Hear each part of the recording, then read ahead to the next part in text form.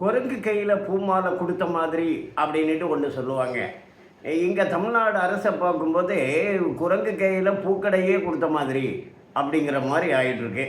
அவர் அமைச்சர் போய் ஒரு கோயிலில் போய் ஆய்வு பண்ணுறேன் அப்படிங்கிறாரு.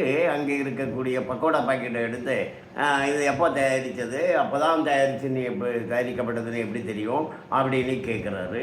சம்மந்தமே இல்லாத ஒரு ஆய்வு அப்படின்னுக்கிட்டு சொல்லிக்கிட்டு எல்லா இடமும் போகிறது வர்றது அப்படின்ட்டு சீன் காமிக்கிறது, ரீல் எடுக்கிறது, அதை ப்ரொடியூஸ் பண்ணுறது, மியூசிக்கோடு சேர்த்து பண்ணுறது, அள வைக்கிறது, அணைச்சிக்கிறது, அதை ரீல் எடுத்து போடுறது, இந்த மாதிரி ஒரு சினிமாத்தனமாக தான் பண்ணிக்கிட்டு இருக்காங்க.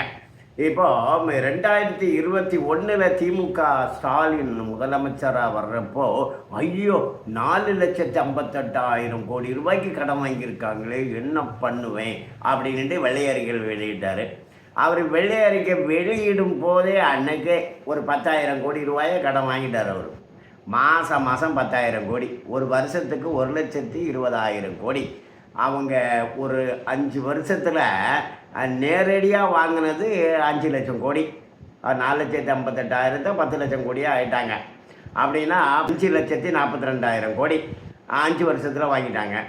அது இல்லாமல் பல துறைகள் மூலமாக வாங்கப்பட்டது ஒரு 4 லட்சம் கோடி இருக்கும் அப்படிங்கிறாங்க. மொத்தத்தில் 14 லட்சம் கோடியை கடனே வாங்கிட்டாங்க. கேட்டால் எங்கள் ஜிடிபி இருக்கிறதுல ஒரு 30% கடன் வாங்கலாம்ல, நாங்கள் என்ன 27.75% தானே வாங்கியிருக்கோம், அதுக்கு உள்ளே தானே வாங்கியிருக்கேன், அதுக்கு மேலே கொடுக்க மாட்டான் அவன் கடனை, உள்ளே தான் வாங்கியிருக்கீங்க.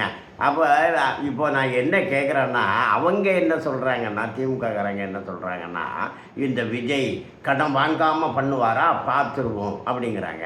ஒரு மாதம் ஆயிடுச்சு, 35 நாள் ஆயிடுச்சு. இப்போ கடன் வாங்கியிருப்பாங்கன்னு நினைக்கிறோம். வாங்கினாங்களா இல்லையா?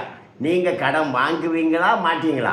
இப்போ விஜய் ஆட்சியில் என்ன ஏதாவது திட்டத்துக்காக கடன் வாங்க போகிறீங்களா அல்லது கடனே வாங்க மாட்டீங்களா அப்படிங்கிறது தெரியணும். மின் கட்டணத்தில் 6% ஏற்றிட்டாங்க. 200 யூனிட்டுக்கு ஃப்ரீ அப்படின்னு சொல்லிக்கிட்டு யாருக்குமே எந்த ஃப்ரீயுமே இல்லை. ஏன்னா ரேட்டை ஏற்றிட்டாங்களாம், ஃப்ரீயை கொடுக்குறாங்களாம், ரேட்டை ஏற்றிட்டாங்கல்ல, அதில் சரியாக போச்சு தான். அப்படி ஒரு 1,500 ரூபா கட்டுறவங்க இப்போ 1,700 கட்ட வேண்டி இருக்குது. ஒரு 150 ரூபா 200 அதிகமாக தான் கட்ட வேண்டி இருக்குது, ஒழிய யாருக்கும் குறையில்லை. இப்படி மொத்தத்தில் ஏமாற்றக்கூடிய இந்த குரங்கு கையில் பூக்கடையை கொடுத்த மாதிரி எல்லாமே ஒரு குழப்பமான, ஒரு விவரம் தெரியாதவர்களுடைய ஆட்சி போல இந்த ஆட்சி நடந்து கொண்டு இருக்கிறது.